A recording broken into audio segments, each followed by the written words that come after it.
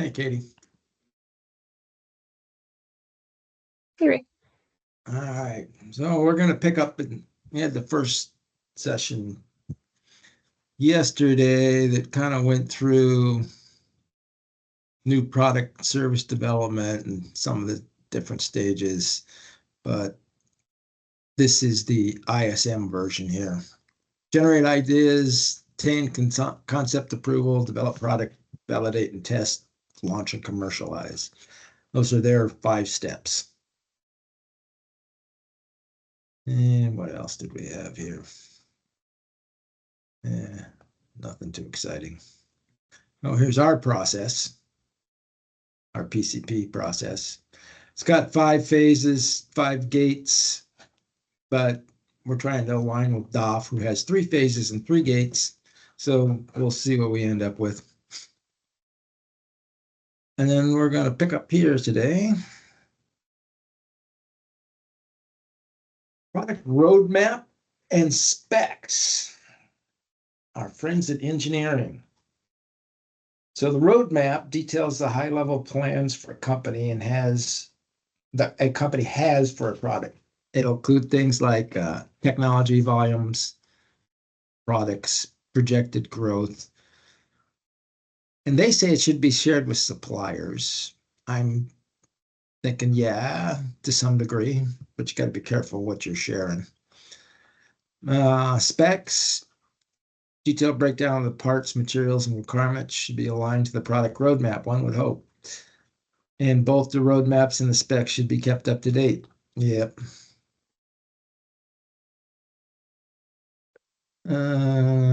Then we go into this. Oh, I'm going to pick up roadmaps again. So for whatever reason, they jumped to life cycle product, end of life cycle products. So when our truck is going out of, not service, but we're no longer making it, like the 1.9 meter truck, we want to make sure components are available for the aftermarket, which is a challenge. And you have to look at things like alternate suppliers. This is what the aftermarket looks at a lot. Alternate suppliers, materials, substitute products, supplier development. They don't have the same requirements that we have for tier 1 suppliers. End of life cycle must mitigate the risk of having inventory or supplier commitments. So yeah, PPD doesn't want to be left with a bunch of inventory, and we don't want the OE to be left with a bunch of inventory either, because they'll just tell us we got to buy it. The risk can be mitigated by effective continuous control. And this is where PACCAR has issues when we discontinue a truck model. Oftentimes we don't tell materials and purchasing until like, oh, we made that decision last month, we're discontinuing that truck. And there's inventory all through the supply chain. It's a problem.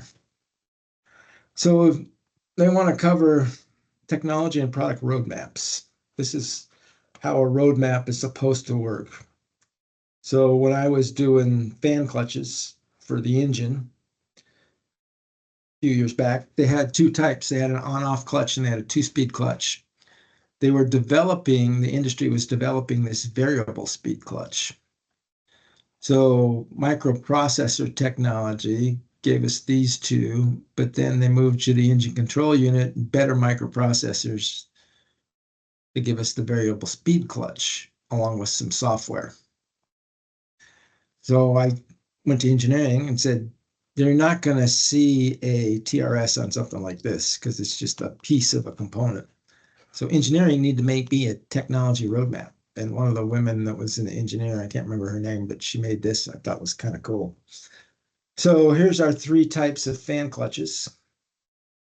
And then here's our timeline down here. And what she's saying is we're going to discontinue the 2-speed clutch after 2021. So that stops there. Can also run the same speeds as 2-speed. So the thing was, this variable speed can do everything the 2-speed does, and it's cheaper. So it's like, well, we don't need the 2-speed. They kept the on-off or 1-speed clutch because it's just the low-priced, dirt cheap option that some customers want. So that's a technology roadmap. It kind of tells me in purchasing. It's like, all right, go find guys that do this kind of stuff because we don't need guys that do this stuff anymore.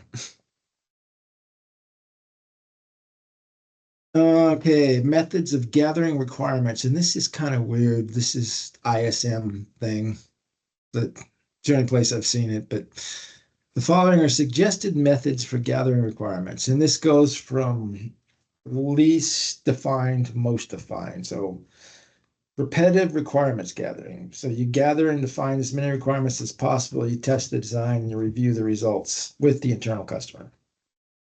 So you use this method when the requirements are either unknown or it's unknown what requirements will deliver the needed functionality.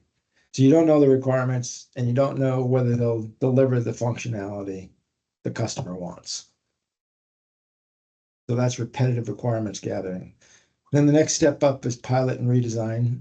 You use this when you know the requirements, but it's unclear whether those will deliver the functionality the customer wants. And so the pilot and redesign is in the middle. And then you describe, define, and document and build when the requirements are known and you're fairly confident that they'll provide the functionality required. So this doesn't require a lot of prototyping, you just go build the part. So just remember, repetitive requirements gathering is the loosest and it's the bottom end. And describe, define, and document and build is most stringent. You know everything there.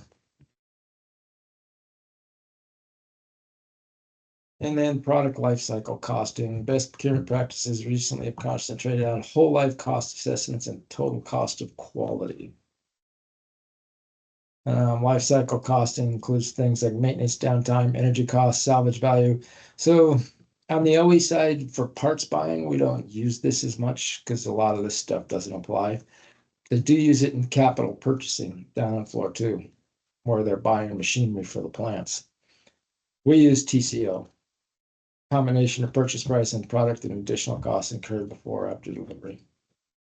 So you're often grouped in pre-transaction, transaction, and post-transaction costs. And then the landed cost. So there's a difference between total cost and landed cost. The landed cost is the purchase price and all the freight and storage it takes to get the part to us once we buy it. Doesn't include things like salvage value, downtime, maintenance, some of the other stuff. And if you want to read a short article on TCO, ISM did one for you. It's only 2 or 3 pages long. Purchase related costs are costs that can be assessed by the buying company's product sourcing them ahead of the actual purchase and delivery of the products. Will include things like unit price, freight, duties, currency exchange rates, etc. Also delivery time, incoming maintenance. This is TCO here. And manufacturing, operating, customer related costs, yield impact, failure rate, repackaging, some more costs to look at, product life cycle. Reliability, outward transportation, repair costs, customer satisfaction, how you measure that, it's a little flaky. And then your product marketing strategy. In the decline phase of the product's life cycle includes a number of factors that affect purchasing. So reformulation, redesign, repackaging, to extend the product life, outsourcing of production, and reduction in the number of variations of features. And you'll see PPD do all of these to truck parts. And then they go into market intelligence, process of gathering and analyzing information about aggregate forces, including economics, at work in commerce in a specific commodity or industry. Types of information to be collected are part of a commodity strategy. Things that are industry category overview, description, total market value, major applications, segmentation, which is the Kralik model, cost management practices, industry efforts and initiatives, who the players are, and how they compete with each other. So this is all Porter's 5 forces. Key tools, supplier analysis, scorecards, financial structure, profitability, growth, market share, that kind of thing. They love SWOT, although I would not use SWOT on an industry analysis. I would use SCP or Porter's Five Forces for industry analysis. SWOT I would use for an individual company in the industry. Although that's not what these guys would do. They would use it as an industry analysis, which I suppose you could do. Value chain, key value-added processes that occur from raw material conversion through the end of the customer use on the part, risk analysis, and Porter's Five Forces. It's covered in 3C4 more in detail, but you've seen it a number of times, I'm sure. All right. Which of the following strategies would be considered least when developing a supply continuation plan for a product end of life? So considered least.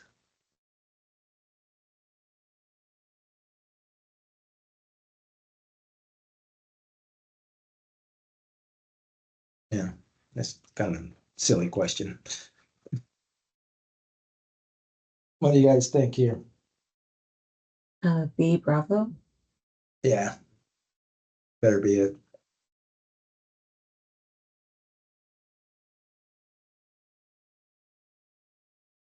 Okay, that's the other question. This is the one I want. Yeah, D. Inform customers the product or service will no longer be available. You're not going to do that. Okay, there's 5 questions out there, numbers 6 through 10. So why don't you guys go ahead and start working them? Raise your hand when you get done. Otherwise, we'll go over answers at 2:20.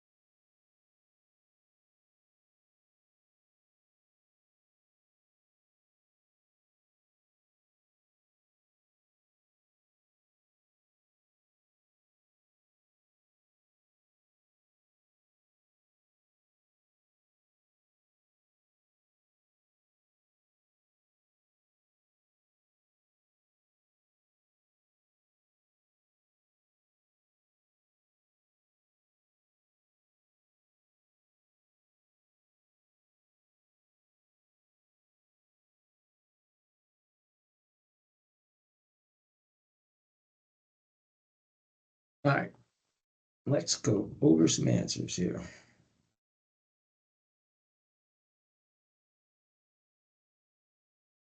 Number 6 is Charlie, because maintenance cost is just one component included when determining the entire cost. And so are the others, so I don't know. That's kind of a messed up question. 7 is Alpha.